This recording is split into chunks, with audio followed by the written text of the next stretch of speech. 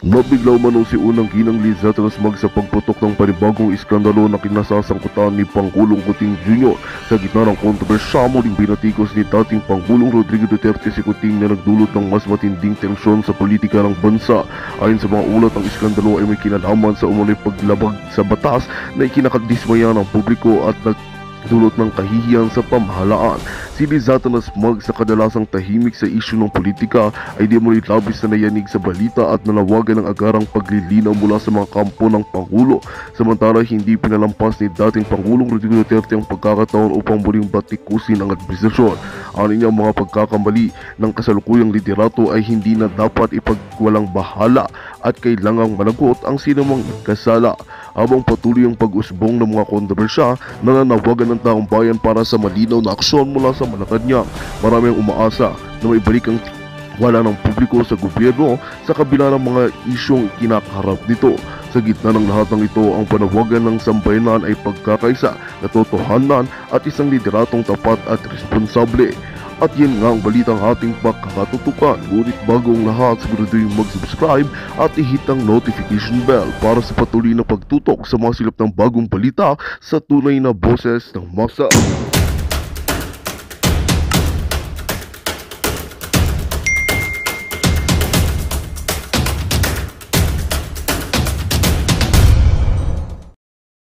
Kat talaga. Aba sa akin, totoo talaga yan, guys. Kahit nga hindi pa siya presidente, pangangampanya pa, hinihintay talaga namin. Pag nagmura si Tatay Digong sa mga oligarkiya, nagmura sa mga kawatan, palakpakan talaga ang mga tao. Kahit na yung presko, presko niyan, palakpakan talaga kami pag nagmura si Tatay Digong. Pati dyan sa Senado, naka 34 daw, sabi ni Lucy Lagabo ng mura eh. Palakpakan ang tudo. Lutong pa naman ang mura. Yung murang walang atras-atras, hindi kagaya kay Pastor Abante, panay atras. Matindi ho talaga. Kaya nga gustong hiramin si Tatay Digong ng taga-ibang bansa, murahin ng mga durugista eh. Di ba, Bert? Sana magbago ka na, Bert. Tuloy, ganun kasi ang tatak Duterte. Ang nimimiss sila ng tao, yung mga utang inang yan. Ay, naka, Bert! Di ba, Bert, ang namimiss talaga ng tao ay yung putang ina na yan. Tingnan mo si Tatay Digong, panay mura. Ang bigas, mura din. Tama? Hello, Josephine. Gandang gabi ho sa inyo. Tingnan mo si Tatay Digong, nagmura. Sa awa ng Panginoon, sinusyutan. Nagbayad. Tingnan mo si Tatay Digong, panay mura. Yung ABS-CBN, anong nangyari? Sarado. Tingnan mo si Tatay Digong panay mura. Tingnan mo Mighty Corporation, bayad din. Tingnan mo si Tatay Digong panay mura. Ikaw, Bert, may lisensya ka? 10 taon na yan. Tingnan mo si Tatay Digong panay mura. Tingnan mo, Bert, yung passport. May passport ka? 10 taon na din yan. Tingnan mo si Tatay Digong panay mura. Sa awa ng Panginoon, yung mga durugista tumino, 1.3 million, nagsisukuan. Tingnan mo si Tatay Digong palamura. Mga OFW, meron kayong OFW hospitals sa Pampanga. Tingnan mo si Tatay Digong palamura. Sa awa ng Panginoon, ang ganda ng tulay na ginawa, Cebu Cordoba Bridge. Pati yung bagong tulay sa Mindanao. Di ba, anong tulay yun? Kay Tatay Digong pa rin yun sa pagmumura. Tingnan mo si Tatay Digong palamura, ang ganda ng ekonomiya natin. Tingnan mo si Tatay Digong palamura. Meron ng LRT Cavite Extension. Panggil Bridge. Ayan, Panggil Bridge. O kayo, Bert, yung poon mo, hindi nagmumura. Ni isang posti, wala. Meron pang ipinagmamalaki na 5,500 flood control projects, hindi nagmumura. Ayan, sa awa ng Panginoon, ghost projects. Takaw magnakaw, no? Kaya Bert, huwag kang pakalat-kalat Bert sa daan, baka nakawin ka ni ngagba. Sabi na teacher ito, sa iyo ko ng palamura kaysa naman adik ka. Naman. Kaya ganun, walang alam. Tuloy, Tatay Digso. Yung mga ganon. Hmm. Nasanay ako sa, bastos ako eh. So wala akong magawa. Hmm. Galing kasi ako doon sa baba. So ang bunganga ko, laki talagang. Tingnan mo, ito yung presidente na hindi plastic. Bastos ako, wala kayong magagawa. Talagang bastos ako. Isa Susoke, maraming salamat po sa inyong pakulay. Kaysa naman, yung mga nagsasanta-santahan, satanas naman. Hello, Disnats. Si Tatay Dig, yung bastos, pero ang puso sa bayan, malasakit nandun. Ikaw, Bert, nung pandemya, Bert, nakatanggap ka man ng ayuda, Bert, pira, cash. Tambay siguro si Bert. Diba? Lahat ng mga tambay, kasama durugista, na nagbago na. O nakatanggap din ng ayuda nung pandemya, nagmumura yan. O paano kukuha ng ayuda? Pupunta ka sa remittances, di ka pinapila kung saan-saan building. May remittances. Ganon ang Duterte. O, prangka. Kaya yan yung gusto ng taong bayan. Na until now, si Duterte hinahanap. Masyado kasing itinaas talaga ni Pangulong Duterte yung standard ng pagiging Pangulo as in. Kaya itong pumalit sa kanya, ngiwi, weak leader, walang alam, hayan, kawawa ang Pilipino ngayon, hinahanap yung tatak Duterte. Nalulungkot, ay putang ina naman talaga tong leader natin, ngiwi. Hello, Gloria, magandang gabi ako sa inyo. Tuloy, Tatay Diggs. Kasi mahirap lang kami. Talagang mahirap lang kami. Galing kami dyan sa, ngayon nag-improve na yung Dewey Boulevard na yan. Yung panahon 1950, squatters area yan. Oy. Pangkungan yan. Ang lakat, Ay, Miss Emily, salamat pala. pare namin, naka-elevated wooden plank. Puro kangkungan ang overtime, buhos ng lupa galing sa bukid, naging gano'n na ang gabag. Tingnan mo ha. Ito, Bert, makinig ka, Bert. Mga trolls, hindi lang si Bert, baka ma-high blood si Bert sa akin, baka di abuti ng undas. Bert, uminom ka tubig, Bert, ha? Bert, uminom ka ng tubig, baka di ka abuti ng undas. Putay. Makinig kayo mga ngagba supporters. Kung na natin isingil out si Bert, baka masisi pa tayo ng pamilya niyan. Makinig kayo. Itong palamurang tao na to, na bago ang buhay ng bawat Pilipino. Itong palamurang taong ito, nagkaroon ng respeto ang mga Pilipino saan mang panig ng mundo, lalo na po yung mga OFW. Ang sarap magiging Pilipino. Palamura, pero marunong rumispito sa bayan, marunong rumispito sa mga naaapi. Ito yung sinasabi na palamura. Nasabi ko nga sa inyo, ginusto na ng taong bayan. Bert, ito yung palamura, Bert. Oh. Nasaan ba yung Tatay Diggs? Meron lang akong ipli na, ano lang siya, parang, slideshow lang, guys. Ayan. Palamura, pero mahal ang watawat ng Pilipinas. Palamura, pero humahalik sa lupa, may respeto sa mga Muslim. Palamura, pero kayang humalik sa mga may sakit, may kanser at mga namatay. Palamura, pero rumispito sa dapat respetuhin. Palamura, pero rumispito sa kampana ng mga Katoliko. Palamura, pero humahalik sa cancer patients. Palamura, walang kaarte-arte po sa isang mga may sakit. Ganyan si Pangulong Duterte. Walang kaarte-arte at hindi plastic. Umahalik sa simento, mga kapatid, respeto mga kapatid na Muslim. Yumayakap sa mga nasugatang mga militar. Mga namamatay na mga kapulisan, hinahalikan ng kabaong. Mataas ang pagrespeto sa mga uniform personnel. Umiiyak dahil siya ay tunay na may malasakit. Ganyan yung palamura. Ito yung namiss ng maraming Pilipino.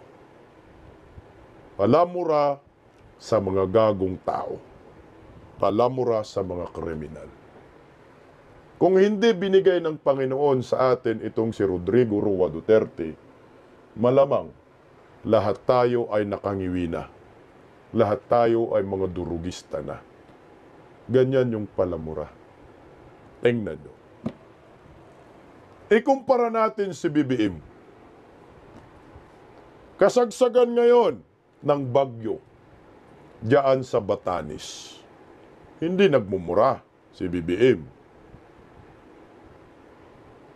Hindi nga nagmumura pero ang mahal ng bilihin. Sabi Marne Red, nagbagong pamangkin ko at asawa ng pamangkin ko noon dumating si Tatay Digong. Ngayon okay na sila after rehab. Thank you, Tatay Digong. Naiyak kayo sa PowerPoint. Nilabas ko lang ho yun kasi nga parang akala nila ang demonyo si Tatay Digong. Hindi. Demonyo si Tatay Digong para sa mga demonyo. Para poprotektahan tayong mga matitino. Bibihira lang yung taong ganyan. Bibihira lang po yung leader na ganyan, guys. Tingnan mo to si BBM. Hindi pala mura pero ang magabilihin sobrang mahal, animal. Sabi ni Jima, magaling hindi sila nagmumura kaya sobrang mahal ang bilihin. Yun na nga, ma'am, atay. At walang malasakit sa bayan. Tingnan mo. Ito yung Batanes ngayon, oh. Signal number 5.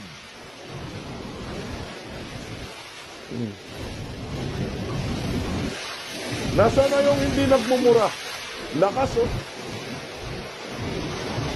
Signal number 5 po yun. Sa Batanes.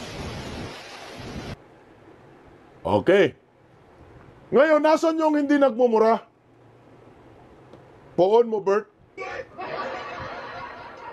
Magugulat ka, walang ginawa. Pakinggan niyo po ang balitang ito. Sunod kasi yung bagyo na dumaan sa amin, kaya po ay wala akong nakakarating na barko. Nanawagan na po ako sa DSWD at saka ho kay Yusef Nepomuceno at saka ho kay Secretary Isidoro. Sana po kayo makapagpadala ng C-130 dito para makapagdala po ng family food box po dito.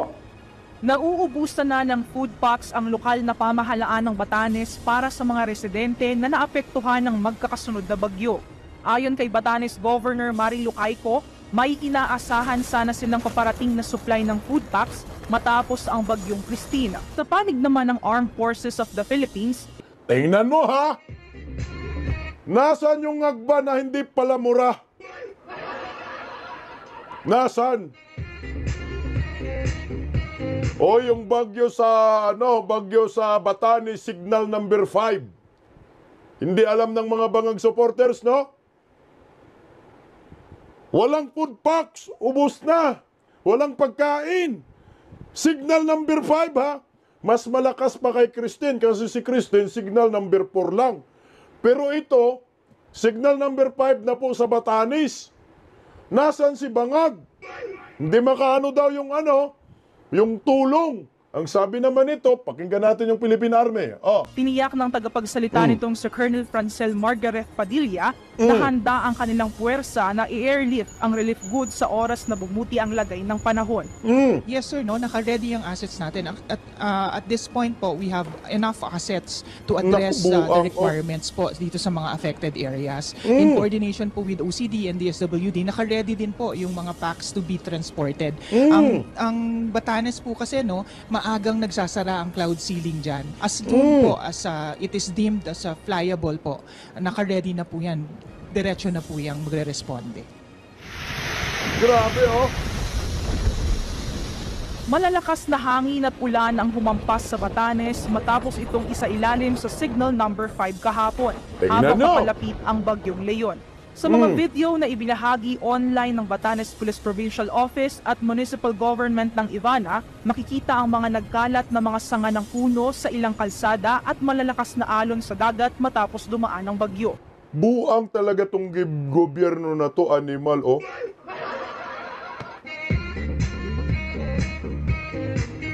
Anhin yung damo kung patay na ang kabayo.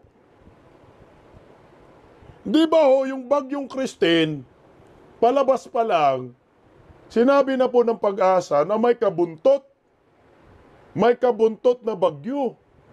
Bagyong Leon na nga, papasok na sa Philippine Area of Responsibility. Bakit hindi po kayo naghanda dyan, mga militar? Kasi nga walang utos si Bangag. Kasi lagi po yung ano ninyo, lagi po yung reason ninyo, pagkatapos na ng bagyo, saka po kayo pupunta, putang ina, maraming patay, maraming magugutom. Ang tindi naman ng mga sapak ng gobyerno ngayon, kawawa naman itong mga taga-Batanes. Bago dumating ang bagyo, nandun na kayo, pinundahan, binagsakan na po ninyo ng maraming relief goods na aabot ng 5 araw. Sabi nakaredy. Paano nakaredy? Kaso hindi makapunta dahil nga may bagyo. Ay ugag talaga. Di ba po kailangan advance tayo? Mag-isip. Sinabi na naman ho ng Pag-asa na darating po yung bagyo, may kabuntot. Nung umina na yung bagyong Christine, nag-u-turn, bakit hindi po kayo nagpalipad dyan ng C-130 at naglagay kayo ng mga rubber boats, nagtambak kayo ng maraming relief goods upang kahit tumagal o pagdating ng bagyong Leon ng napakalakas, signal number 5, ay wala na kayong iisipin. Pagkatapos na lang ng bagyo, yung kunti na lang siguro yung dalhin ninyong ayuda. Clearing operation na lang. Ang problema nga, hindi alam. Ang problema nga, yung panggulo natin ay hindi alam, hindi pala murak, pero walang alam. Anong gagawin natin? Ay putang ina, oh. Anong gagawin natin? Kaya wala silang ginawa ngayon. O, tingnan, gobernador na nanawagan, ha? Hello, Greg Tanglod. Maraming salamat sa pakulay. Gobernador na nanawagan, nag-request na magpadala po kayo ng C-130 na puno po ng ng relief good kasi yung food pack ubos na po. Putang ina, tinitipid nyo. Yung mga nasalanta, ito nga yung problema ng Bangag admin eh. Wala pang bagyo, pinapagamit kay Tambaloslos yung ayuda. Isang araw lang, 1 bilyon eh. Kaya ngayon, pagdating ng bagyo, kadalit si Litsi, saan nahanap ng ayuda? Binta na naman ng ginto, mangutang na naman. Sabi ni Coach, naubos na ni Martin, ubos talaga. Ubos talaga. Ito pa ang nakakainis. Alam mo saan nagpunta? Ay, Nimal. Yung taga-Batanes ka, magagalit ka dito. O ayan, malas nyo. Kasi, kitang-kita po ng maraming Pilipino kung nasan siya. Ngayon, oh. Binabayo ng signal number 5 ang Batanes, Bagyong Leon. Pero nandito ho, si Bangag, umattend ng kasal. Ito yung napaka-insensitive na pangulo. Hindi sila walang video kasi nagtatago. Magandang balita ang hatid namin sa inyo ngayong araw. Sa pagtatapos ng aming balitaan, nagbigay kami ng mga mahalagang impormasyon. Maraming salamat sa pagtutok at pagsuporta sa aming programa. Huwag kalimutang manatili sa mga susunod na araw para sa mga bagong balita at mga kwento na dapat nating abangan. Mula sa Boses ng Masa, magandang araw Pilipinas!